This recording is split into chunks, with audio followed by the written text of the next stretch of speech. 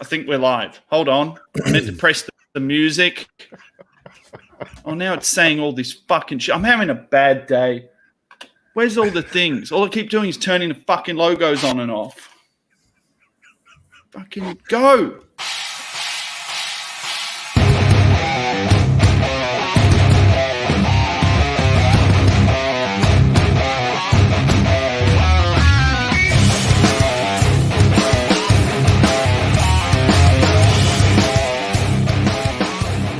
This is an ArseBros production. Follow us on Twitter @TheArseBrothers. Get all our content on YouTube, Facebook, Spotify, and SoundCloud @ArseBros. And if you like what you hear, don't forget to smash that subscribe button.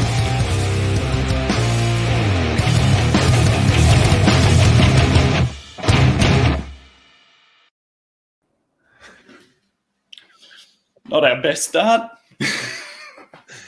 To be fair, Max, I've been sitting here for 12 minutes now waiting for you to press the right button, and you still put the wrong show on the credits.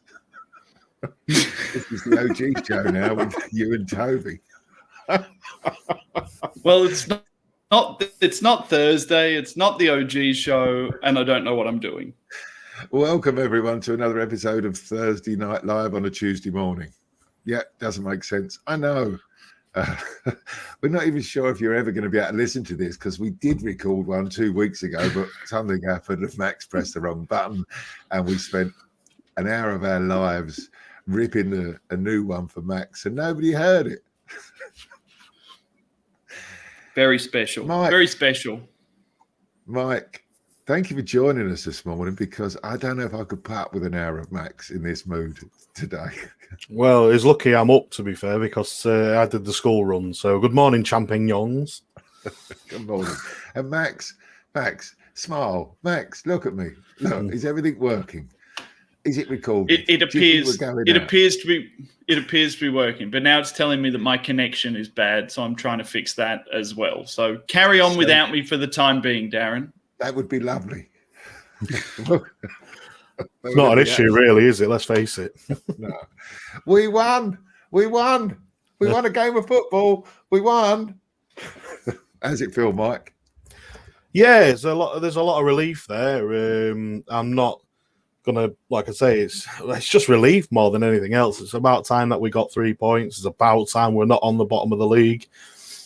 It's like I say, I can't say anything else but relief. I'm sure we're going to go into the game, so I'll go into it a bit more when we go into it. So it's just a bit of joy there for a change. I just want to make sure that no one on this podcast says to me it's only Norwich. Okay, I know it's only Norwich. I know it was only Norwich, but after watching the game at the Emirates, so full of joy, so full of relief. I walk in the pub.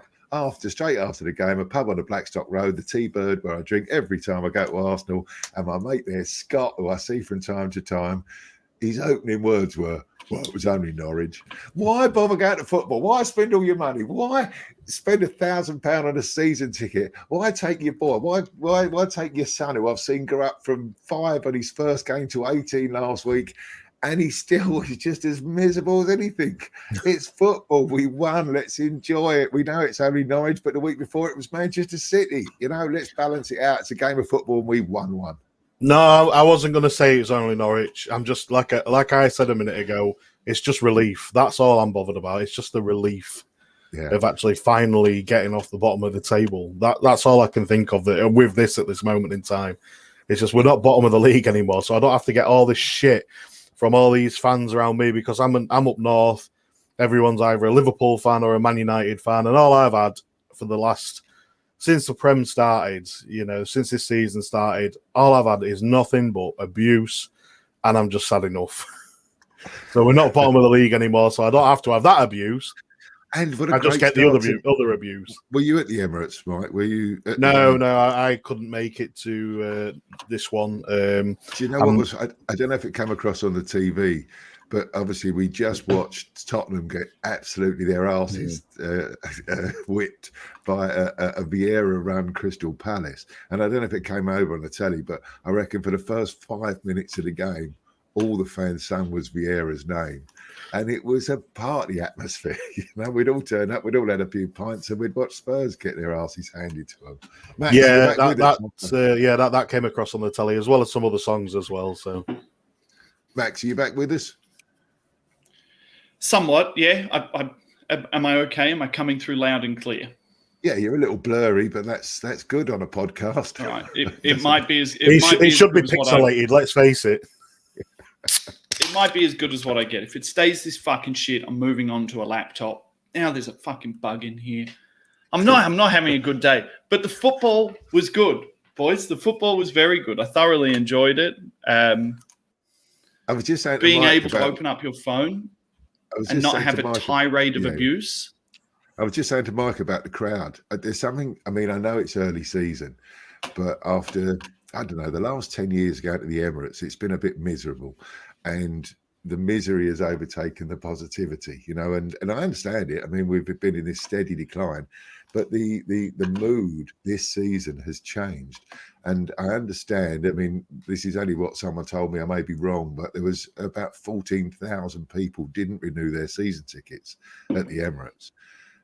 And looking around me in the stadium, I don't know if that's quite as accurate, but there's certainly some of the people I hated seeing every week aren't there anymore. And I mean that, the miserable people.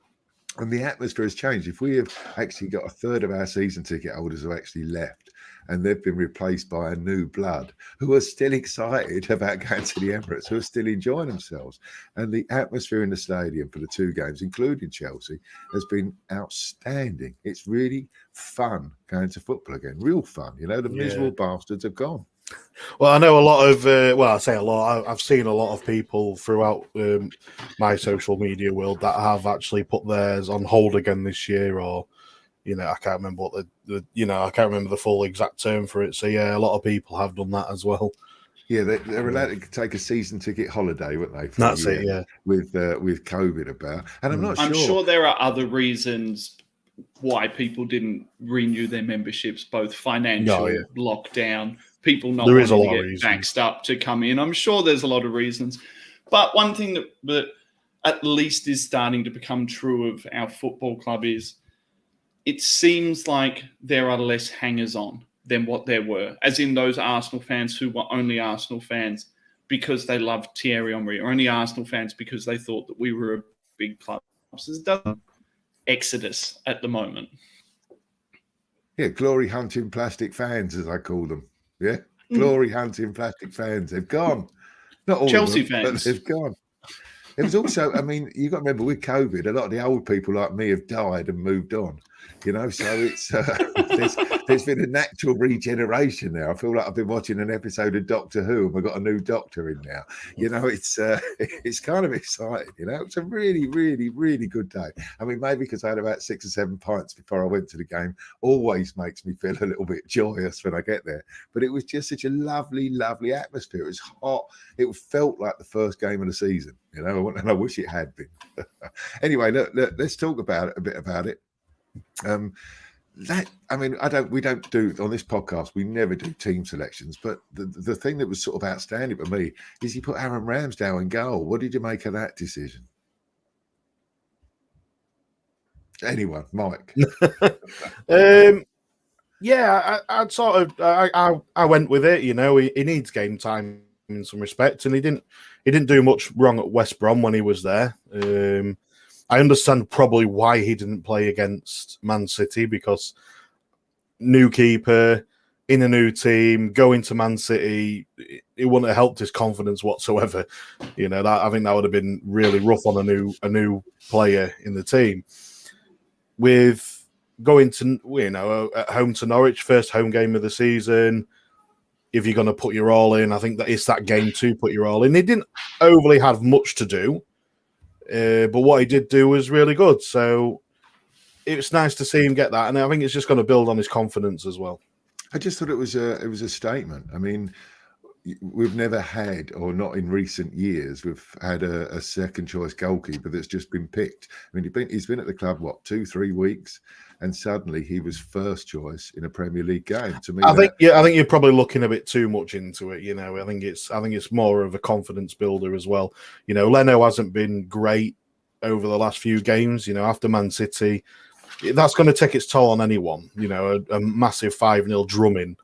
And getting absolutely battered by him all over the pitch, it's going to knock your confidence. So he might not have wanted to play against Norwich. I thought he might have, Arteta might have just thought, well, I'm going to put Ramsdale in because I know you said don't say it's only Norwich, but there is that case. There is the case of it's Norwich. It's only Norwich. It's giving you a confidence builder. It helps. It's going to help you out. And with him having a full team selection to choose from, right? There wasn't. I think there was only was there an injury in there? Oh no, there's only Xhaka who couldn't play. Yeah, so it's going to help him out as well. And having a full back line, I think it's going to build his confidence up. So I think maybe you're looking too much into it. Maybe I'm looking too much into it, but I absolutely thought he has decided this is my back four. New guy at right back who we'll talk about soon because I love right back Tom. Right back Tierney, and then he's got Gabriel back and he's got Ben White back. So I think his thought was, and this is my new goalkeeper. I think that was absolutely a defining moment. I'm a Leno fan. I think Leno gets some terrible stick, and he's a very, very good goalkeeper. But Leno has lost the crowd, and I think that the fact that Leno said in the summer, I don't know where I'll be at the end of the contract, not the I love this club and I'm going to fight until we're back at the top. It was an attitude that made me think that he's decided he doesn't like it here. He doesn't want to stay long term. The club have bought a new goalkeeper for quite a lot of money. He's only young, and Arteta has gone, right, fuck it. This is the start of the new team. I'm going to put them all in and let's see what happens. I think that's our new first choice goalkeeper. I might be wrong because I have been once or twice in my life, but I think that could be the new lineup. I think, well, I understand what you're saying there as well, but you got to think with Leno's point of view is he's had a lot of stick for a lot, all last season he was getting so much aggro from fans. We went through the whole season, everyone saying we should have kept Martinez, sooner or later it's going to affect you. He's going to see all these, he's going to see all this, he's not blind. And I'm sure people are telling him around him what people are saying. And if Arsenal fans are going to turn on a player so quickly, who within, it's not even within a season, it was pretty much bang on the start of the season. We should have kept Martinez rather than Leno. And 2 seasons prior to that, people were picking him as the second best player in the team at the time, behind Aubameyang or sometimes in front of Aubameyang. And it's within one game, people have just turned on him. So I get where he's probably coming from by saying, look, no one likes me anymore. I didn't really do much wrong. He had a bad season, but the whole team had a bad season. You can't just pinpoint it on one player, which people tend to do. And they just turned on a dial. It was so quick to turn on him. And it was such a shame as well, because probably at that time he could have done with that crowd backup as well. And that's the issue, I think. And that's probably why he said, I don't know where I'm going to be after my contract, because it's like, if people are going to turn on you that quick. Yeah, there's a lot of players. I say, I don't see how it helps at all of the criticism. What is the point? I'm so excited about this Arsenal team now. We're rubbish. We've dropped down a level. We're not where we were. No. There's a plan now, in my opinion, to get back up. And for that plan to work, we need 6 of these 10 young kids to actually become very, very good, whether that happens or not, because it doesn't always. Bellerin was going to be the best right back in the world. Jack Wilshere was going to be the best central midfielder in world football. I've seen young players come into Arsenal, and some of them have worked, like Fabregas, and Wilshere was fabulous, and Bellerin was fabulous. But once they got over that 23, 24-year-old period, they didn't improve. And we've got, 9, 10, 11 young players. So this isn't me saying, yes, it's all going to work. Sorry, for those of you listening on the podcast, if this ever goes out, if Max presses the right button, Max has just come back into the picture once again with the hashtag fuck this shit internet shit. I'm back, baby. I'm in. So it's only 25 minutes into the show, or 25 minutes from the published time, and Max joins us. Welcome, Max. It hasn't been a very good day. I'm sure I said that before, but it hasn't been a very good day for me. I got 2 speeding fines in the same speed trap across 2 separate weeks from doing the same delivery to the same houses. And I also delivered there last week, which means I think I've got another speeding fine coming, because if I fucking thought it was 60 the first 2 fucking weeks, I sure as fuck thought it was 60 for the 3rd fucking week. And if that happens, I'll lose my fucking license. Everything is shit. But Arsenal were good. I mean, God, you're such a fucking halfwit. Fucking hell. And I named this podcast Winning Breeds Winning instead of Breeds. So apparently we're now crumbing victory. See, I just thought you were doing a bit of home baking during lockdown. The Great British Bake Off starts again soon, so who knows? Maybe if anyone knows me and Max on Twitter, they must have seen, like, I've taken the piss out of him for his spelling enough times. I've just had enough of doing it now. So have you been listening, Max? No, heard nothing, running around trying to get the internet to work, which I have now, as you can see, I have achieved, Darren. I have achieved. It's 6:26. It's 26 minutes it took me to achieve this. Yeah. Well, all we've talked about basically was Leno and Ramsdale. What did you take on Ramsdale coming into the side? Let me just tell you that I think this is a sea change, and I think this is Arteta's first choice now. Mike's a little bit unsure, just thinks I'm reading a bit too much into it. I've got a little bit of a theory on it, that there are some players in this team who were sold something that seems to not exist. And I think Leno was one of those players who's maybe sold something as he was coming to Arsenal to win things. I think Thomas Partey might end up being in this same boat as well. I don't think they signed on for a youth project that might take another 2 seasons to come good. I think primes of their careers, good players, that's what I think's happened with Leno. I think his attitude has probably dipped, because when he joined Arsenal, I don't think he thought, I can't wait to play with Tavares, Longaka, and fucking John Tonkotsu. Tomiyasu, even I've learned I don't even think I got Longaka's name wrong. Lakonga. Yeah, I did it. Can't just call him Sambi. That's what I think has happened. I think you're starting to see attitudes of certain players who maybe thought that they were senior. I was reading something the other week saying that Thomas Partey wasn't particularly happy either, but I don't know what fucking rag that came from. It might have just been an assumption piece. But that's kind of what I saw with the Ramsdale thing. I think the writing might have been on the wall for Leno anyway.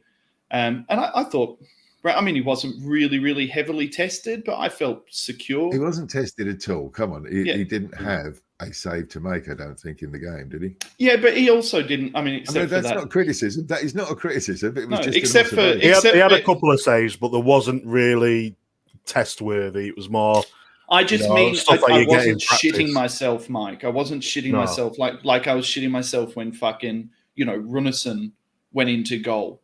And I don't know if it came across on the box when you were watching it, but he's a very vocal keeper. You can hear him. You can hear him shouting. You can hear him dictating, which for a 23-year-old kid, I think is a real good sign. I think there's something special about him.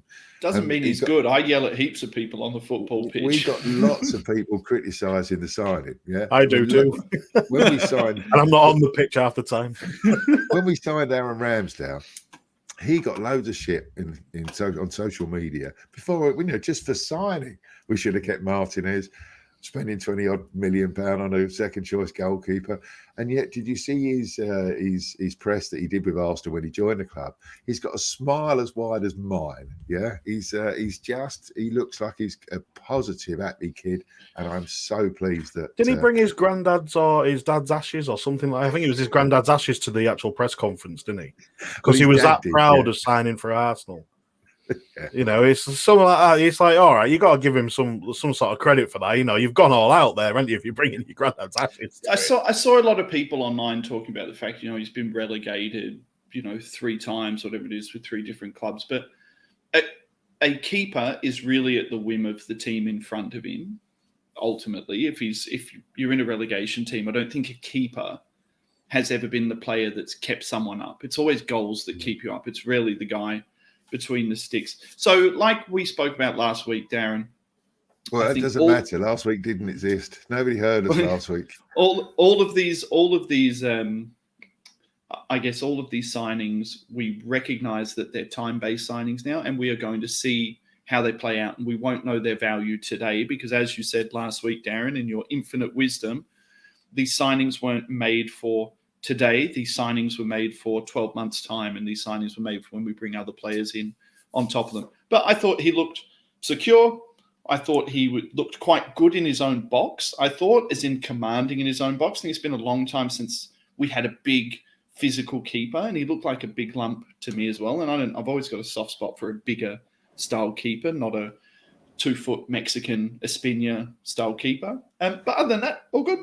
I think Very the thing happy. that should also be mentioned when anyone says to me that he's been relegated, 3 years running with 3 different clubs or whatever, I know at least for the last 2 years, he was also those clubs' player of the season, the supporters' player of the season. I like that. That's a big important tick mark for me is how the fans have appreciated you. Can I just say something else as well really quickly, Darren? People look at the transfer fee far too much. Because for me, it's not so much about the transfer fee, it's about the wages, right? So if you sign a player on a young player on a good long-term contract and you paid big numbers for him, but he comes in on, 90K, 80K, 100K, he's not coming in, it's not that money, and then it's 300 grand on top of it. So it's all relative wages, longevity, resale, all of those elements come together. And I think I was reading the other day, he's on less than 100K a week. So, and he had got a pay rise to come to us, and he was still sitting on less than 100K a week. So, let's be realistic at that. I mean, that's one of the reasons we're brought in these young kids. You can hear all my positivity about it's a plan and there's something going for the future. But from a financial point of view, the reason for bringing in 6 players under the age of 23 is because they're cheaper. We have reduced our wage bill. We are now, we've got rid of the Ozils, we've got rid of the high-paid players, Sanchez, etc. Willian cancelled his own contract. Yeah, which fair play to him, to be honest. When I'll was the last time? I'll give him credit for doing that. Mike, when was the last time you even remember a footballer, and not just our club, you remember a footballer taking a genuine pay cut and putting their hand up and saying, "Oh no, it didn't work out for me. It wasn't the project I wanted." No, I think that's never. It's never to it. Never. I think. Really. I've never. I think that removes any animosity that anyone could ever have towards Willian for his time on the pitch. Completely, just removes it. Well played to him. But yeah, I agree with Darren in respect of bringing on these new signings. We have got rid of a lot. We've still got a few to get rid of who's on high wages, like Kolasinac, like Lacazette.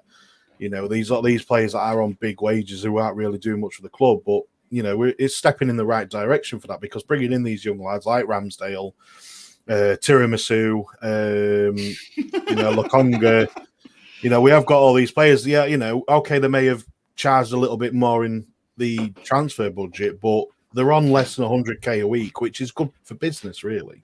But it just, it's taken out. We've got now Aubameyang's probably the highest paid in the club, I would think. He is the highest paid now, yeah. And Aubameyang is, one of the leading players in world football, in theory, in that position. They're going to demand those sort of wages. And he's been with the club for a long time, so there was no transfer. He's also of that age demographic where players of that caliber, of that age demographic, they're signing contracts for the last couple of years of their life at that point. So, to get them, whether it was right or wrong that we got them, but to get those players, you need to pay bigger wages. With younger players, you pay higher transfer fees because the club has developed, generally the club you've got them from has developed them. So you pay the club for developing them. And then those players come over on lower wages. And if they achieve, then they go on to higher wages. But here's the great thing about lower wages, guys. You can fucking sell players on lower wages. You can't, let's say you went and got Ramsdale for £20 million, but he was on 200K a week and then he's shit. You've just bombed the money regardless, because the fucker is still going to sit there and run his contract down because he's not getting 200K anywhere else. Well, we talked about this in the podcast that you never produced, you never published a couple of weeks back. I did. It said that it was fucking corrupted, Darren, and it might have been because and this is for you, Darren, I used the C word several times. Yes. And I have this feeling that somehow Big Brother is now listening. You know, after Twitter popped up saying, oh, you can't, like, Twitter won't fucking post your thing. I feel that maybe there was too much C word for the general population, Darren. Yeah. Now, what were we talking about now? Because I've lost my train of thought. We're talking about wages and resale. So it doesn't matter if you pay big money for a young kid. If the wages are low, you've got a better chance of recouping more of that money. So all in all, I think it'll end up being good business. Whether it ends up being a number one or a number two, it ends up being decent business. I just think it's the whole thing's positive. I just thought that whole lineup, apart from Thomas Partey not playing, Ainsley Maitland-Niles playing in the middle, I think that is possibly our first choice, with the exception that maybe Emil Smith-Rowe will come in and play in one of those three starting points. You've got your hand up, Max. Yeah, because last week in our podcast that didn't go out, you berated me several times. I was drunk for talking over you. So I thought I would raise my hand to ask a question, Darren. Well, what would you like to say, Max? Does anyone else not think that in that starting lineup, the odd man out of that starting lineup stylistically was Aubameyang? And that he did not suit anything that we were trying to do. He didn't get the ball in the right places, and we're paying $350,000 a year for a tap-in merchant who occasionally plays off the left. And this is a waste of time saying this because it hasn't happened, but I really do think if the world had been a different place and we could have sold either Aubameyang or Lacazette, we would have bought Tammy Abrahams. I think that in an ideal world, if we could have got rid of one of those two, he would have bought a different striker to fit that system. But I will say that Aubameyang's looking sharp. Didn't you think, Scally? I thought that Aubameyang's looking, he's looking fitter than he did last year. He looks hungrier than he did last year. And he scored. What's the matter with you? Yeah, regardless of the goal, I agree with Max. I think he's one of them, after everything that's been going on and the whole transfer window and this set motion of what Arteta's trying to do with the team, this formation, these tactics, the odd man out was Aubameyang against Norwich. Mm-hmm. He did look the odd man out. The ball wasn't really going to him that often. He was coming back to try and get it. He still wasn't even getting it there. We're playing a tactic where we're crossing the ball into the box the majority of the time. We've said it many, many times before about this. Who to? Aubameyang doesn't head a ball. We know this. He's scored, 5 headers in his whole career? So it's a case of, this guy is definitely the odd man out in this whole situation that Arteta and Edu were trying to build. Scunny, I said... And he's our most expensive player. I don't like Pepe and Aubameyang together. I think you end up with two low-touch players there. And honestly, I didn't say this in I think Aubameyang is a bad player or I don't like Aubameyang. I said it in the sense of he feels like the odd man out in this system for me, and you may end up... I think we're going to end up in another situation as time goes on where the guy who is the less deadly striker, who's not doing the thing that Aubameyang does do when he gets in front of goal, which is finish, we're going to end up being in a position where we start going back and saying, well, we want to play Lacazette again, because as long as we're playing Odegaard and as long as we're playing Saka and as long as we're playing Pepe and we're bringing on ESR, it just feels that stylistically we require a less goals, higher touch, back to goal striker.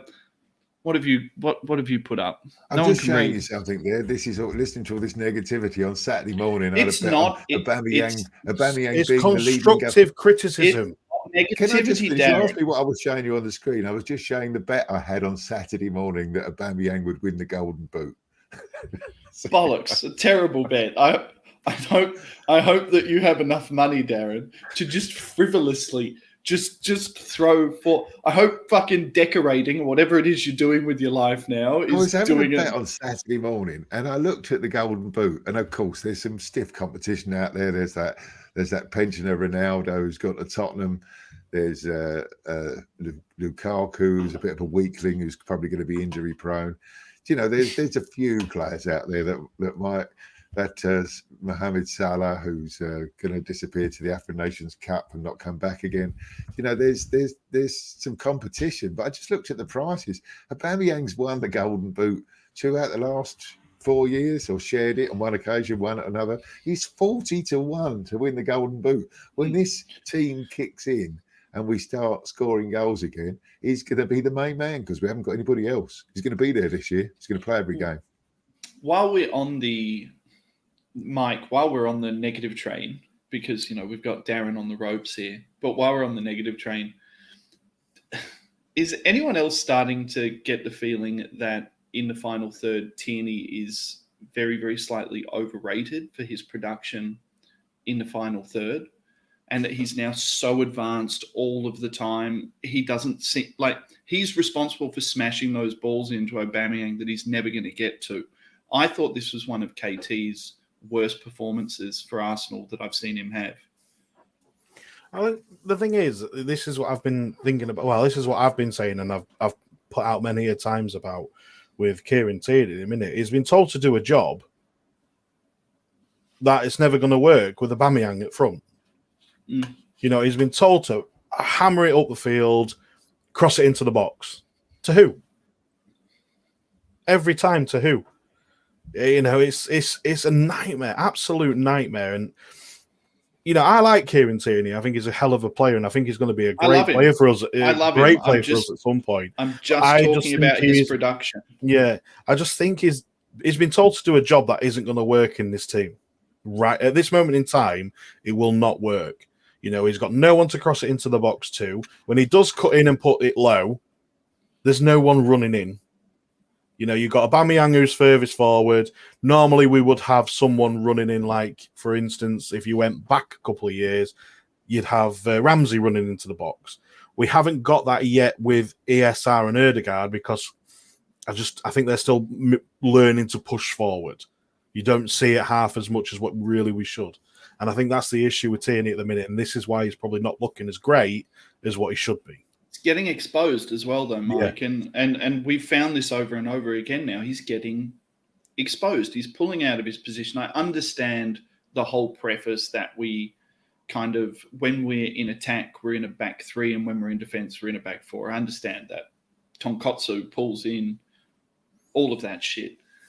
But there is a certain question there with Kieran Tierney that there's a little bit of Kolasinac-ness going on for me with Kieran Tierney, and I mean that get into a position, have your head down, and smash the ball into the box that you can smash in, not necessarily being that elite guy from a wide area who gets into the box and gets his head up and picks the pass. I guess the argument you're making there, Mike, is that is the pass there to pick?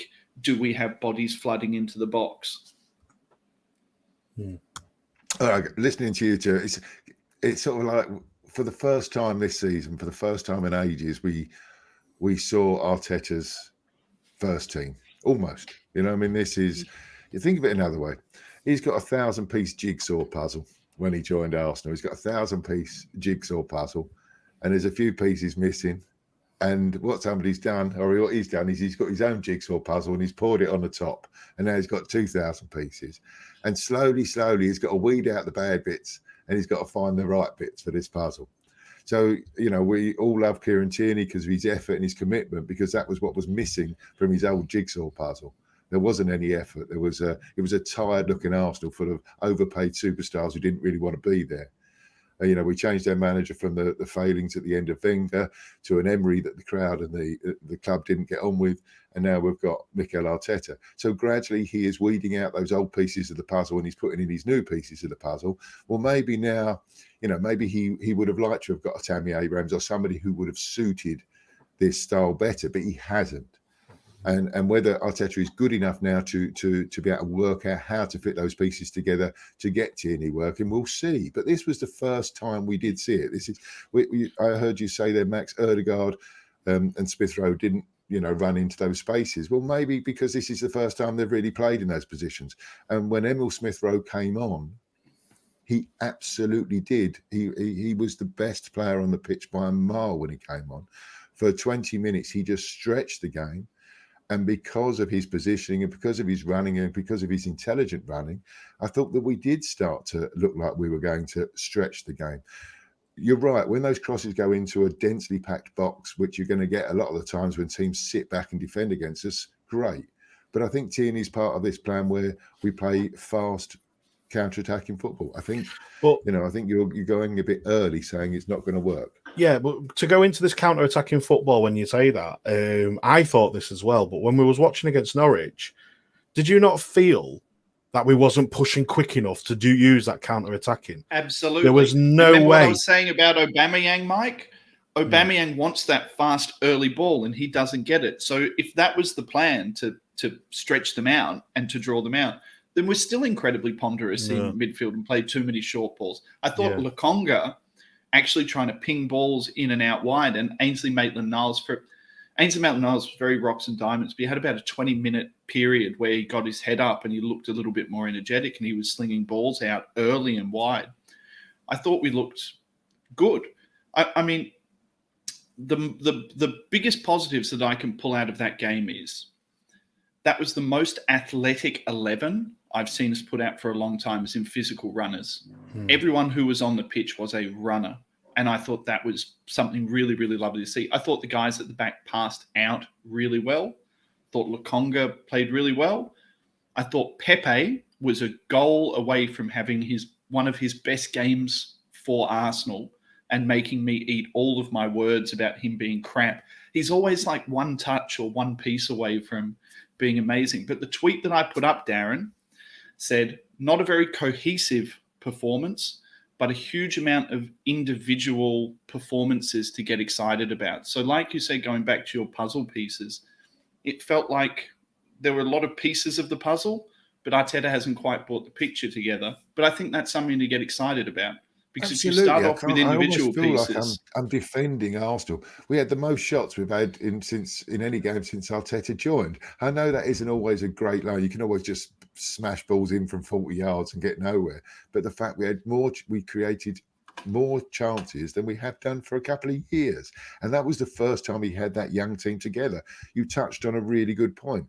Our distribution from the back. Ben White takes the ball forward when he gets it. He doesn't just pass it to the right back. He doesn't just do that. That's what we've done for years, is whoever's been playing in the centre-half positions are just giving it to the fullback and it's been given it back. He goes back side to side to side. He was hitting balls forward or he was carrying the ball forward. The new right-back, Tomiyasu. Tiramisu. Now I was trying to think of your words. It was tiramisu, and what do you call it? Tiramisu. That makes it John Tonkotsu, I call him. Okay. Well, right back Tom was distributing the ball well. I think this is one of the failings with Tierney. I don't think Tierney is one of the best ball playing. He's got all that energy and that desire, and he crosses the ball really well, and he's hard, and he's captain material, and he's a leader, and there's all those good things. Is he the best footballer in there? No, he's a bit Kolasinac in that way. He's very square on. He's very solid, isn't he? But there was so many good things to take out of that. And no, it looked like a pre-season friendly to me, in that they still didn't know exactly what they were doing. And I'm not saying Arteta is going to be the man who takes us forward in all this, but I'm excited about watching this team. We were never in any trouble, and I hate XG as a statistic, just because I think there's just too many statistics in football, whether he should or shouldn't have scored. But the XG was a 4-0 game. So that's where it was. We didn't take our chances, but it was a 4-0 game. We were never in any trouble, and I was excited. Can I just say that I thought that Norwich were very good as well? Early on in the season, very high energy levels. It's still all on the table for them. And these games are harder than I think what some people give credit to. But I thought Norwich were really, really compact. I thought they closed up the space as well. And I thought we were really good in essentially two 20-minute spells. And the rest of the time they shut it down. And they created chances as well. Yeah, I was just about to say that. Say the same, like Norwich they did create some going forward, but they didn't really have shots on target. I think there were some squeaky bum moments in them games where they hit us on the break more than what we did them, which I felt like that should really be the other way around. We should be hitting them on the break. No, but I'm just giving Norwich a bit of credit here as well. And I'm giving our defence a bit of credit as well because as they broke forward, our defence did actually do their job for a change. We saw the defence doing the job that they're meant to be doing, and that's stopping the cross, stopping the runner. And this is what I've been waiting to see. It's been nice to see. It was a nice, refreshing change because there was a couple of times where I thought, "Oh God, here we go," but it got shut down really quickly. And it's nice to see us. It's nice to see Arsenal do that for a change because we haven't seen that for so long. Normally, when we get put on the back foot and teams are breaking forward, we get absolutely pounded for it. I think it's a good time to bring in Tomiyasu. As debuts go, apart from one air kick about 10 minutes into his debut where he swung and completely missed the ball, I thought he had as good a debut as I've seen from anyone in recent years. I thought he was everything that we were hoping for and just a little bit more. And I know he only played an hour, and I know it's his first game, and I know, I don't want to make all my judgments on that, but what I saw was a really athletic, strong, quick, forward-thinking player. He covered a lot of ground. He covered a lot of ground. He had 2 shots, one of them a great volley that just skimmed over the bar. He defended really well. And the thing that we've been crying out for is we had someone who could head the ball. I mean, anything. We've had so many opposing goalkeepers who ping balls down the left and right because we've got short right backs, short left backs. And this time we had on that side at least somebody who could just rise above and clear the ball. I think it looks like it's an excellent piece of the jigsaw puzzle. Well, he's 6'2". If you couldn't head the ball, then there's something wrong. Yeah, but we've seen 6'2" people who can't head the ball. Yeah, that's true. Just being tall doesn't mean you're good in the air. It just makes me feel really sad for. It makes me feel really sad for Callum Chambers because everything that Tomiyasu does, his body shape, the style of player that he is, the way he passed the ball. For me, Callum Chambers has all of those things available to him. I don't know what's happened to Callum this season, but if that was the type of right back that Arteta was after, surely Callum should have been waving his fucking hands around in the air saying, pick me, but he was just awful in that position. I thought Tomiyasu, in that short debut, pulled Callum Chambers' pants down and spanked his ass and said, this is what a professional athlete looks like. Yeah, I agree. Just on that Callum Chambers comparison, think about it as me and you as broadcasters, Max. You may have this, you can talk the same as I can talk, you can hear the same as I can hear, but you're never going to be as good as me. So, it's true, Darren. It's true. So, you may want to be me, you may desire to be me, you may wave your hands and say, yes, Cally, I want to be as good as Darren, but it's just not going to happen. And I think that's what you saw was just a different level in class. And that's suddenly what we've got. I mean, I don't know. It's a very short size of, a very, very short view we've seen of him. So what I liked about him, Darren, was how professionally athletic he appeared. As in, he looked like he was 100% committed, ready to go. The way he ran, the way his body looked. I said when we came back from preseason, I said Callum Chambers looks fat around the middle. Like he looked unfit. And his first couple of games, he looked unfit. Maybe that's a guy who's fallen out of love with football a little bit. John Tonkotsu, on the other hand, looked like a guy who was just fucking ready to go out there. And I think someone made this comparison on Twitter, and I sort of understood. I thought it was garbage. He was like, does anyone remember Kolasinac's debut, where he was fucking brilliant? And I was like, absolutely, I understand that people can come out and people can have particularly good debuts. But I think there was definitely something there with Tomiyasu that I looked at and I said, I understand how that piece of the puzzle works with that piece of the puzzle and how that was meant to work with that piece of the puzzle. So there was a bit of clarity there. And this isn't mine. I think I'm stealing it from someone else. But someone said this might be Arteta's first real signing, like the first signing stylistically where it's been someone who he specifically wanted for this specific system to go into a specific spot and allow things to happen. And I didn't think that, or I thought that the other interesting thing of that was And I saw Pepe get stick online, but I thought Pepe was dynamite. Absolute dynamite. Didn't come off for him, but Do you think absolute those two things dynamite. are linked, Max? Do you think That's what those I'm two things are saying. linked? I'm saying because Pepe wasn't shitting himself, that he had fucking Cedric behind him, or shitting Bellerin, himself.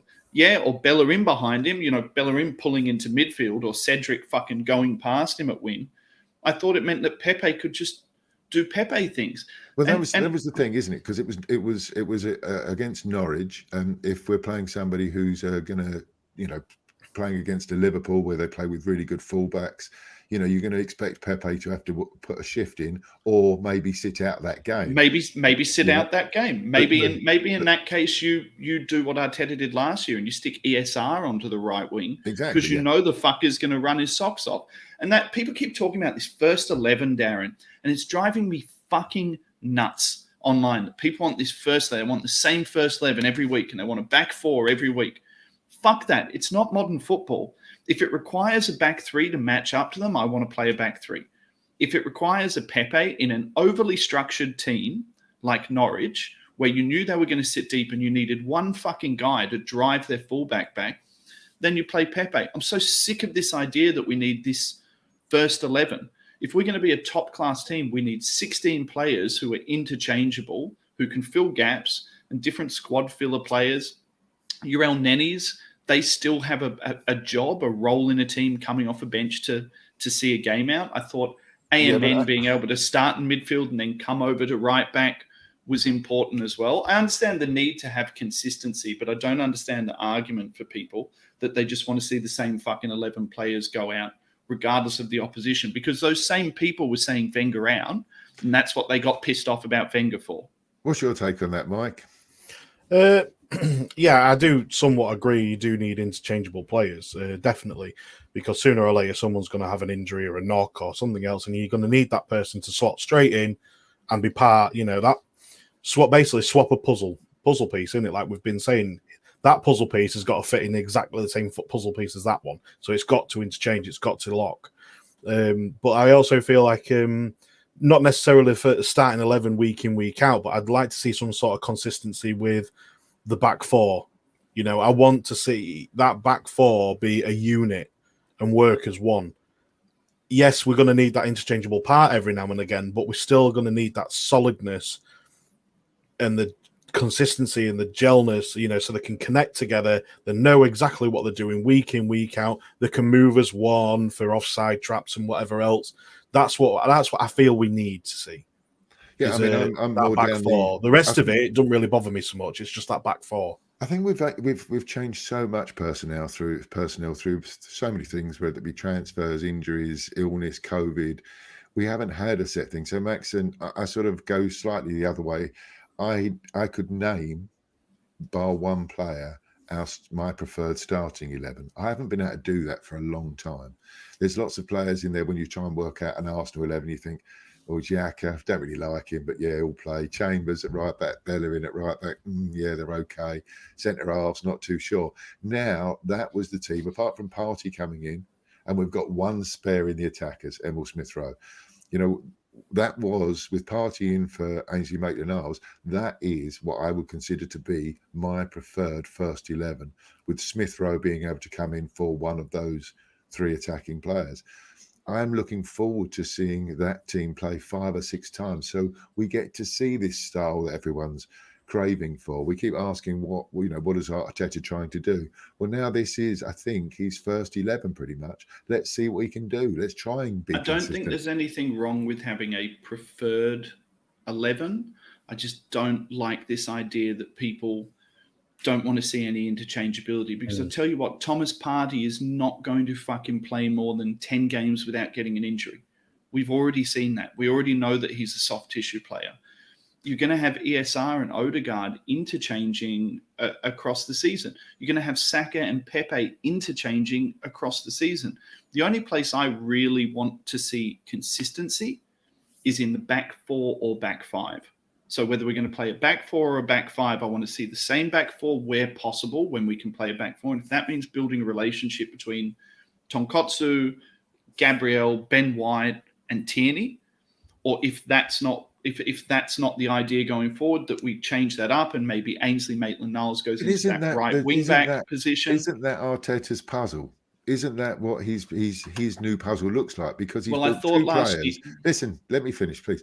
He's got two players in that back 4/5 in Tomiyasu and Kieran Tierney, who can both play in a 5. They can both play as central defenders in a 5, both of them. Tomiyasu played for Japan as a centre half in the week before he played for us as right back. Kieran Tierney, we have seen many times step in as and he has got wing backs with Ainsley Maitland-Niles and with Tavares. So he's got those things covered. I think that's a smart thing. I think Arteta isn't thinking this is my first 11. I'm just saying that looking at that, our best players, that was almost, we'd got rid of all of the ones we didn't like almost in that team. All the ones that we've got worries about, all of the Maris and the Xhakas and the thing, all of the players that we've got a question mark over. None of them really figured, apart from maybe Ainsley Maitland-Niles, who's got a great following for doing very little for the club. He's that was almost, our favourite team. It was definitely a more athletic. It was definitely a more athletic team, Darren. I think that's what got people most excited, was not seeing, players like Xhaka in there, very, very slow on the turn. I still have every expectation that as soon as Xhaka is available, Xhaka is going to play, because historically that's what I'm told. That's what I'm told by all of the coaches who have managed him. But I even watched Ainsley Maitland-Niles and Lokonga in there. And I thought there was so much more running in there. And when we were on the ball, I thought we progressed the ball faster. I'm not saying everything came off for them, but I thought we progressed the ball faster. What I don't want to see, Darren, is I don't want to see what Arteta did last year, which was this random chinning of players. And a player would get a run for a few games and play really, really well. For example, ESR, run in a position and play really, really well. And then all of a sudden the opportunity to loan in Odegaard happens. And yes, Odegaard played well, but it was at the cost of ESR. I don't want to see all of a sudden Mari start getting a run at centre back because someone has one poor game. Like I said, I understand where people are looking for consistency, and I want that consistency as well. But I also think people need to understand it's a very, very long season, actually a shorter season for us because no European football. But there's going to be interchangeability in there. Yeah. Well, I get what Darren was saying, that core 11 that we saw against Norwich. Yeah, I'd like to see that. I'd like to see more of that. So I get what you're saying, that core first 11 team, that is your core team. It needs to be played. The majority of them players need to be playing the majority of the season. So I get what you're saying there. I obviously I'm going to agree with that. But obviously, like I say, we are going to have that interchangeability, like with a back 5 sometimes, with maybe a top 2 rather than a top 3, and so on and so forth. So I get that. So to go with what Max says, so what you were saying there about them players who do really, really well, like ESI, Pepe had a really good run of 4 or 5 games, and then we didn't see him for about 3 months. So it's just a case of this is why I'm questioning the whole tactics and everything else with Arteta, because this core 11 will work. That core 11, for me, at this moment in time, I see that being a top 8 team for definitely. Possibly even a top 6 team. That's definitely on the cards, that how I see it with that team. What I don't see is that top 6 being with Arteta's tactics and his interchangeability and this running of players that he's got, these players that seem to get ostracized just for being a good player, or maybe having a word with him in the background for something that, look, can I get some more playtime? Yeah, you'll get some more playtime. See you later. You're in the under 23. But Mike, is that him tactically? Because I've got this theory with Arteta now that I think he's good tactically, and I think he's a good coach.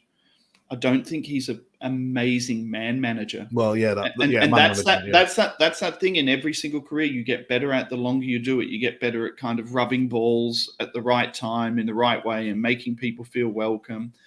And I think that where his biggest failure is that he doesn't have that get up and follow me. I don't feel that from him. But we're in a multi-million-pound business with multi-million-pound individuals. The most successful Arsenal manager in my history, the one that transformed our club, shall I say, was George Graham, where we went from a mid-table side to a side that won 2 titles and a couple of FA Cups and things. He changed it. Wenger obviously then took us to a new level. But George Graham didn't talk to anybody. He didn't talk to anyone. There's a story that goes about, I think it was Paul Davis, who was playing in our central midfield, when he knocked on his door and asked him for a pay rise. He was put in the reserves for the next year and a half. Yeah, didn't play again for Arsenal. This was George Graham's style, and it worked because these players knew what they were doing. They turned up for work. The only person that he would talk to would be the club captain, which was Tony Adams, and Adams was the link between. Let's not, we don't know if he's a good manager. I saw those players playing their hearts off. You said they looked more athletic. They looked like they just really wanted to fucking win. They were energy from first minute to last minute. That is a sign to me that they want to play for the manager. So I don't see there's an issue with him at the moment. I think he's got rid of those players who have seen it all before. The likes of Hector Bellerin, who I've always loved, is one of the old school players who just probably hasn't got the desire to just, here we go, another plan, another style, and he needed a fresh change. I think he's done that. He has got rid of a lot of those players who were problematic to a team ethic. You got to remember, he's worked with Pep Guardiola. Guardiola's a very, very tough manager, very, very demanding. And I think you can see some of that with Arteta, is that, no, this is the way we're doing it. You're not bigger than me. Which player in Manchester City is bigger than Pep Guardiola? And then our bigger superstars. Yeah, you've got to understand that. You got to come to this point. Is obviously a lot of these players, like for instance Aubameyang and Xhaka, and they've been at the top for quite a while. And okay, Arteta, he didn't retire from football that long ago. He went into Man City and everything. But you got to look at Pep has made a name for himself. He hasn't just come straight from somewhere. Winning. Yeah, he's made a name for himself throughout the years, at Barcelona, at Bayern Munich, at Man City, and I can't remember where else he's managed. But he has made that name for himself. He's been there, he's gone up, he's got to the top, and he's sort of been consistent. He's had a couple of ups and downs, don't get me wrong, but he has been consistent in that. So he has made that name for himself. He's earned that respect from a lot of these things. But we saw that with Maitland-Niles, you see. He had to take to Instagram, didn't he, over his transfer. So, but when you go on about George Graham and stuff, I think that's a generational thing. If you go through the years, as you go through the years and everything else, the generations tend to, it all differs, doesn't it? So we've got that age of social media now, and without really pissing off any generation and stuff, but you had the millennials, which we all know what they're like, and we know what other generations are like, and this new Gen Z and everything else. So everything sort of changes. People need to be worked differently. And the thing is, like what George Graham did back then would have worked for that time. I'm not talking to you. You talk to this you talk to the captain, and the captain talks to me. That power play would work back then. But now, well, to be fair, we haven't even got a captain to make that work. Mike, 2 really poignant points that you've made there. Number one, with these modern players, you have to take a modern management approach to them. So you can't take a George Graham style approach. People often say, when we will see another Tony Adams, we'll never see another Tony Adams, because that was a generational stiff upper lipid mentality of, you will not get one over me. We'll never see another Roy Keane. I don't think we'll ever see another Patrick Vieira. Obviously Roy Keane didn't play for Arsenal, but I just mean those styles of players. So I think that's a really solvent point. I think the other thing with Pep and being a cunt is you can be a cunt when you're winning, right? Yeah, no issue. You just ruined 56 minutes of broadcasting. Okay, you can be a C word when you're winning. I don't think and if Arteta's brought that same mentality and tried to implant that same mentality of I'll chin you, but he doesn't have the Barcelona on his CV. He doesn't have the Bayern Munich on his CV. He hasn't managed Lewandowski, Messi, all of these players, won Premier Leagues on the last day. What I hope that what we've got is someone who's a really, really good manager. And people keep saying, that he's learning his way in football. I don't believe that Arteta's learning his way in football. I believe he's learning his way in management, in people management, and in player management. I'm sure he's got all the skills, all the intelligence, all the ability. He's done his badge. It's the same thing as everyone else. I'm sure he puts that team out with the intention of that team going out and playing a specific way that is going to win games. He gets Arsenal as well. He gets Arsenal. Absolutely, absolutely. But he doesn't come across as that. I went for a kick the other day with my mate's a mad Liverpool fan. And he was saying to me that Arteta is most likely a better coach than Klopp. But Klopp is such a phenomenal man manager that he squeezes every single bit of juice out of every single player every single week, and they'll die for him. So he said to me, if you let Arteta go, he said, I guarantee you in 5 years he pops up at a big club somewhere and you regret it. But the thing is, are we willing to wait for Arteta to learn? Are we the place where he's learning his mistakes and then ultimately, well, he has, if he ends up going, he'll go elsewhere? I said this on the podcast that never was a couple of weeks ago. We took a chance on a manager who has no experience. It's a very strange thing to do for a huge club like Arsenal to take on a manager who's never done the job before. That's an incredibly strange decision. One that I'm still baffled by, why you would entrust this club with all of its history and its money and its power and its status to somebody who's never done the job before. Very, very, very strange. However, the fact that we have made that decision and we've seen over the last 18 months the mistakes he's made, but we've also seen enough the way that he managed to beat Chelsea, Manchester United, Manchester City to go on and win the FA Cup in his first season. We know there's something about him. We can see the way he's weeded out some of the players that haven't bought into this style. You can see that there is a strategy and a plan for the future that he is selling to these players to come to our club. So yes, we have made a decision to take on a manager who is learning on the job, who is making his mistakes now. And I'm sure he would have done some things differently. But now we've got to this stage. Let's get behind him, like most of the people are, certainly at the stadium, and let's see what he can do with this jigsaw puzzle. There were more green shoots in this game, Darren, to finish on a positive. I left this game with more of an idea of what style of football Arteta really wanted to play. I left this game with more of an idea of what type of footballer Arteta wanted to play with. And cohesion comes from playing together for a long period of time. Winning breeds winning. Doesn't bred it. You can try, but winning does it. winning does breed winning. And I thought it was funny. Everyone in our group, in our prediction group, like most people were predicting like 4-0s and 3-0s and stuff like that. And I was like, where do you think all of these goals are all of a sudden going to come from? My bet, 6-0 it was. But I always thought it was going to be low. I always thought it was going to be low scoring. And I always thought that something needed to go in off someone's ass, off a post, off something. And then that would start the process of us moving Sorry, where's forward. the positivity coming? Because I want to wrap this up. Come on, where's the positivity? Come on. I'm saying there are more green shoots than I've seen before. So far to start this season, there are more green shoots. I like the young players. I didn't think the team played particularly well together as a unit, but the more that team plays together, the more cohesion they're going to have. And I think that we're going to have a better season than what I thought we were going to have a week ago. Yeah. Scanning, finish up. What have you got to say? Yeah, I agree with Max there. I think I mentioned it on Twitter. Was we perfect? No. Do we still have some occurring issues? Yes. Are we bottom of the table? No, we're not. Not anymore.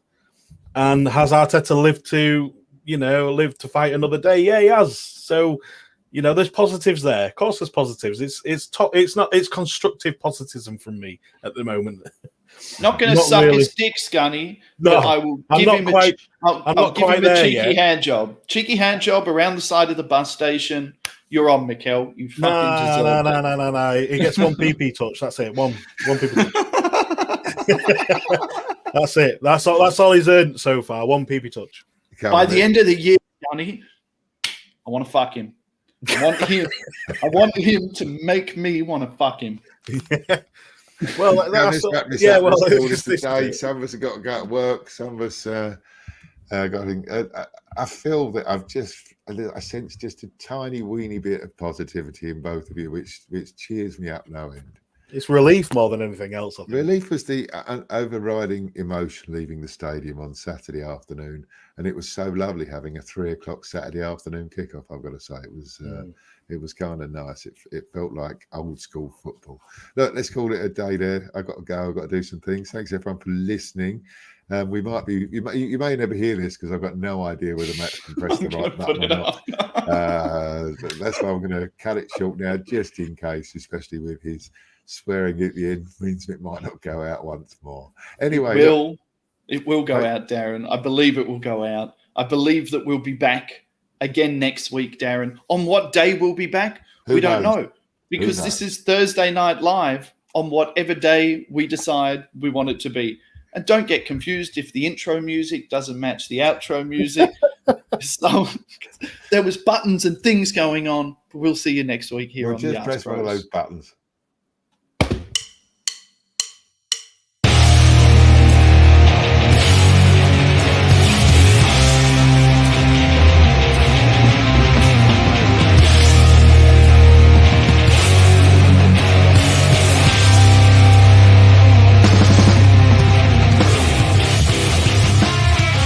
This is an ArseBros production.